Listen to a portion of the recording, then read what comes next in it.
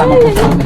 Nakakita ka na ba ng napakalaking kambing sa Pilipinas na lagpas tao kagaya nito? At kung hindi pa, tara na sa Tagaytay City View Park Hotel. Dito natin makikita si Otip na isang crossbreed ng Boer Nubian Goat. Ang Boer Goat ay kilala sa malambot, malasa at masarap na karne. Ang itsura nito ay kulay puti ang katawan at color brown ang ulo. Mahabang nakalaylay ang tenga, makapal at malaki ang dibdib pati paa. Ang Nubian Goat naman ay isang dairy type goat na sikat dahil sa masarap at mataas ang butterfat na gatas.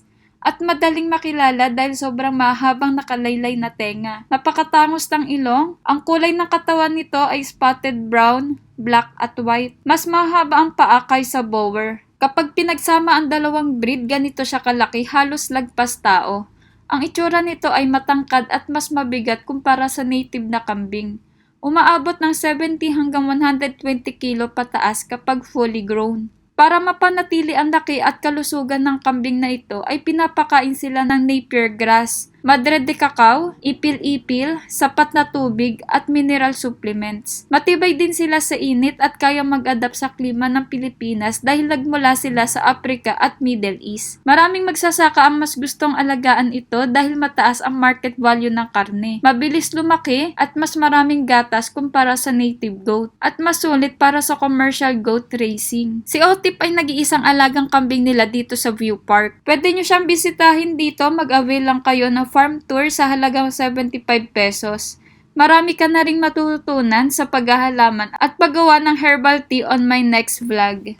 Pakilala ko lang po kayo sa aming makulit na kambing. Ito po isa sa dating bahay ng nakatira ng mga Muslim, hindi na po namin sinira kasi diyan po diyan na po nakatira ang mga Arabo. Ayun, may kambing na. Isang videoan mo ako kay kambing. Kain Gusto tayo. po niya pinapakain. Pero hihilahin niya po yung hawakan niyo po mga kambing. Video Lain marami. Video ako sa... Mabait po yan. Si Otip. Oh. Crossbreed po siya ng Nubian at saka Boer.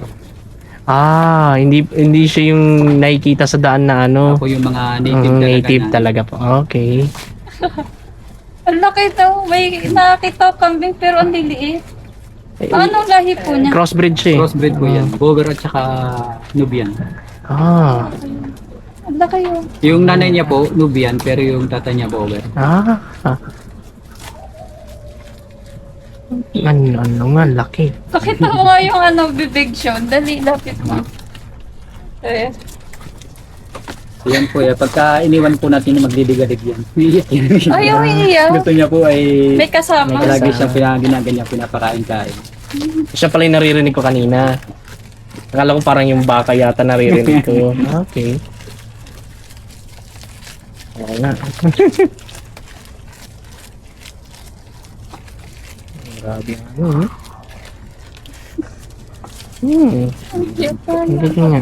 Okay. Pero ano po yan, mabait po yun. Hawakan mo nga siya. Kaya mo. Kaya lang po, Yeah, okay syempre, lang. yung kambing, yung amoy niya po pag nawakan. Kasama po po.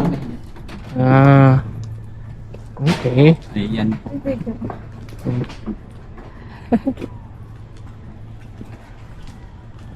Ito po yung ginagamit namin sa pag-ferment ng mga food waste.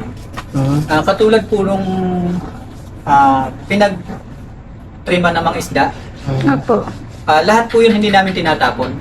Ginagamit po namin siyang fertilizer. Katulad po ng sinample kasi nung doon sa snail. Yung laman po, yung mga tinik po kasi ng isda, at saka yung mga hasang, yung lahat po ng parte ng isda na tinatapon. Ginagamit po namin siyang fertilizer. Tawag po namin na fish amino. Para na rin po tayo nag-apply ng synthetic na fertilizer na urea kapag ito po yung ginagamit namin. Pero ito po, molasses pa lang po yan. Sige po. Tapos may available po tayong mushroom. Ito po yung pampalit natin sa karne. Kung... Oo po. May digam sa mushroom. Opo. Ganito lang po namin siya tinatag. Meron sila. Meron Ayun sila. sila. Pasok po kayo, pwede naman po pumasok. Ano? Pero ito po, araw-araw namin hinahabisan. Ganyan yung gusto ko. Binibisikan lang po ng tubig yan. Ganito lang po yung ginagawa namin. Ito po, improvise lang kasi nilagyan po ng tangkay. Pagkatapos nyo pong harvestin yung bunga niya, o kahit po hindi kayo mag-harvest, tuwing umaga po, miss nyo lang po siya ng tubig, ganyan. Ang tubig po natin ay mineral. Mineral. Hindi po pwede may chlorine. Mineral na rin. Mineral. Sa amin naman po, doon sa area ko, gumagamit ako ng tap water kasi po galing sa bukal yung tubig doon. Kaya, Yung sa nawasa, ganun bawal po. pwede niyo po siyang gamitin pero stock niyo po siya sa drum ng overnight para sumingaw yung chlorine niya. Okay. Hindi po pwede yung diretso na pagkagaling sa gripo, diretso dili.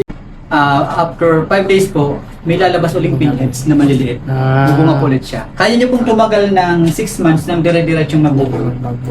Okay. Yung sa bahay po sa akin, 5 fruiting bag lang, nakalagay lang po sa ilalim ng lababo ko na may cover. Kapag po tuwing mag-harvest ako, bubuksan ko lang po yung pupunik sa loob. Tapos sprayan ko mismo po ng tubig, sarado na ulit. Okay. Okay. Pwede, madali po siya mag-invest sa Manila. Kasi po, para siya invest na matagal po yung panahon ng pag-harvest. Kailangan po maghintay ka ng 2.5 hanggang 3 years para magbulaklak at magbulaklak. Pero ang isang kilo po ng na-cure na vanilla na puro na bunga, nagpipresyo po yan ng 25 to 30,000 per kilo. Mahal. Tapos yung kanyang isang puno na mature niya, kaya niya pong mag-produce ng 5 to 6 kilos tuwing season. Hindi mahal po yan. Mahal talaga yan. Ang pinakamahal po nating spices ay ang saffron, pero wala po na kami. Mahal na mahal ang saffron. Yung ganyan lang kaliit. Ilalagay ko sa adobo. Pakulay yun, hindi. Yaman mo naman. Ano po yun? Siguro sasabi niyo yung Yung saffron dried grapes, yung... hindi po siya saffron. Hindi siya saffron. Ang saffron, pakulay lang siya. Ano siya eh. Anong tawag? Sobrang mahal nun. Opo. Sa native po, ang tawag po ng mga local ay kasubha. Yung parang bulaklak na kulay orange. Yun po Ayun yun. po. Pero hindi saffron yun. Ang mahal. Sobrang mahal ang saffron. Kakao. Tapos andito meron din kakao. Kasi po, meron si ano po kasi, si Siglo Brew, nagsiserve po yan ng hot chocolate. So dito po sa amin, kaya kami puno ng kakao. Meron po kasing tao na hindi familiar sa bunga at sa puno ng kakao. Kaya meron po kami. Para makita nila kung ano yung tsura ng pinanggagalingan ng kanilang mga tsokolate. Saka yung... Ganyan po yun pag nag-dry. Ayan, Hindi pwede pa po. na. Kasi po nung nakarang bagyo, nakalog siya na nakalog. Kaya napulok. Pero dapat po ganito siya kalaki. Ano? Dapat ganito siya kalaki. Magkukulay yellow po siya pag nakita.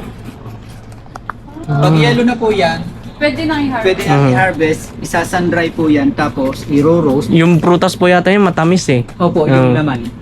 Parang Sana santol. matalingin natin yung kabila na may hinog pa. Kasi kapag po, meron din po doon, kapag sinasample namin yung pinatitikman namin sa atin. Ito naman po, curry flake o kaya curry leaves.